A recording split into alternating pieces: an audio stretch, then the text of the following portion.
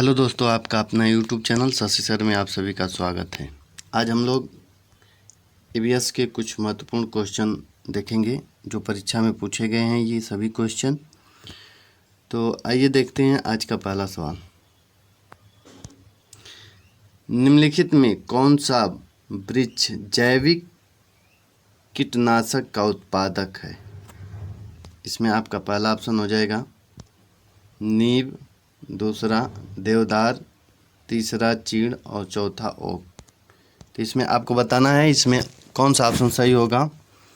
तो पहले का आपका ऑप्शन नंबर ए बिल्कुल सही हो जाएगा, नीम। Option number A is correct, पहला ऑप्शन आपका सही हो जाएगा। आइए दूसरा क्वेश्चन देखते हैं।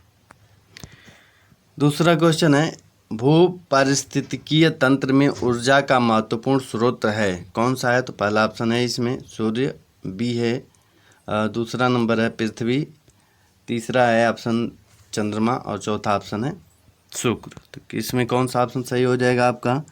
तो इसमें आपका ऑप्शन नंबर ए बिल्कुल सही हो जाएगा, सूर्य।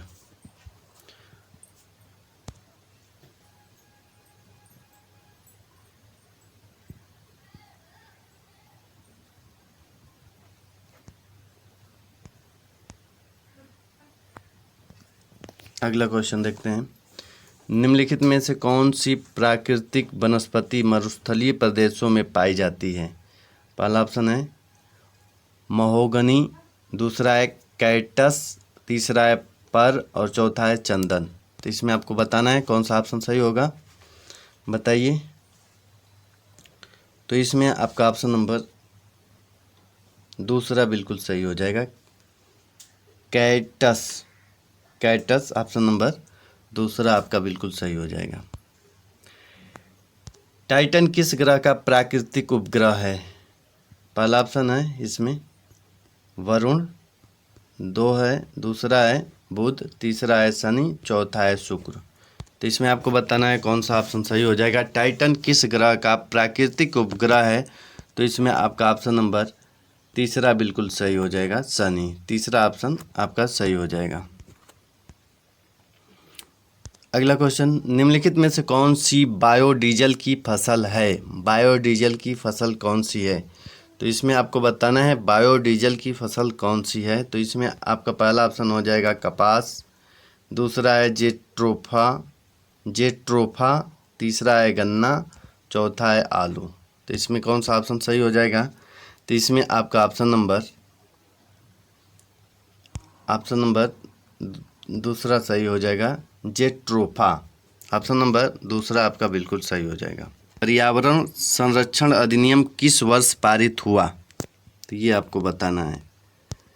तो इसमें बात करें तो भारत सरकार ने पर्यावरण के संरक्षण के लिए एक कानून बनाया जिसे पर्यावरण संरक्षण अधिनियम कहते हैं। इस अधिनियम को 1986 ईस्वी में पारित किया गया। तो इसमें आपका ऑप्शन नंबर दूसरा बिल्कुल सही हो जाएगा। आइए अगला क्वेश्चन, भूमंडलीय तापन का कारण है। भूमंडलीय तापन का कारण क्या है? भूमंडलीय तापन का कारण क्या है? इसमें पहला ऑप्शन है हिमनदों में वृद्धि, दूसरा है कार्बन डाइऑक्साइड में वृद्धि, तीसरा है कार्बन डाइऑक्साइड में कमी और चौथा है वनों में वृद्धि। तो इसमें कौन सा ऑप्शन सही होगा, कारण कौन सा है? तो भूमंडलीय ताप का अभिप्राय ताप में वृद्धि होना जो कि पृथ्वी भूमंडल पर पाया जाता है। इसके वृद्धि के अनेक कारण हैं जिसके तहत वातावरण में कार्बन डाइऑक्साइड में वृद्धि मानी जाती है। यह वृद्धि उद्योग, परिवहन, धूलकण आदि कारणों से होता है। तो इसमें आपका ऑप्शन नंबर दूसरा बिल्कुल सही हो जाएगा, कार्बन डाइऑक्साइड में वृद्धि। ऑप्शन नंबर दूसरा बिल्कुल सही हो जाएगा। निम्नलिखित में से किसमें सर्वाधिक जैव विविधता पाई जाती है? तो पहला ऑप्शन है इसमें शीतोष्ण पर्णपाती वन बायोम, दूसरा है उष्णकटिबंधीय सदाबहार वर्षा वन बायोम, तीसरा है शीतोष्ण घास प्रदेश बायोम और चौथा है सवाना बायोम। तो इसमें आपका ऑप्शन नंबर कौन सा सही हो जाएगा? तो इसमें आपका ऑप्शन नंबर दूसरा बिल्कुल सही हो जाएगा, उष्णकटिबंधीय सदाबहार सदाबहार वर्षा वन बायोम। ऑप्शन नंबर दूसरा सही हो जाएगा। निम्न में से किस मृदा का निर्माण लावा द्वारा होता है?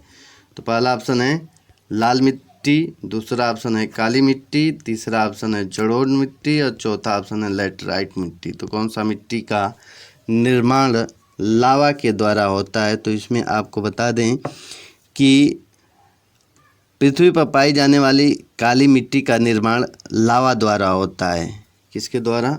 लावा द्वारा। तो काली मिट्टी आपका ऑप्शन नंबर दूसरा बिल्कुल सही हो जाएगा। दूसरा ऑप्शन बिल्कुल सही। आज का अंतिम क्वेश्चन, वायुमंडल की कौन सी परत प्रकाश की पराबैंगनी किरणों को पृथ्वी की सतह पर आने से रोकती है? पहला ऑप्शन है समताप मंडल, दूसरा ऑप्शन है क्षोभ मंडल, तीसरा है आयन मंडल और चौथा है मध्य मंडल। तो इसमें आपको बताना है कि वायुमंडल की कौन सी परत प्रकाश की पराबैंगनी किरणों को पृथ्वी की सतह पर आने से रोकती है। ये बिल्कुल सही हो जाएगा। तो इसमें आपका ऑप्शन नंबर ए बिल्कुल सही हो जाएगा। समताप मंडल, option number A is correct. तो आज के लिए इतना ही।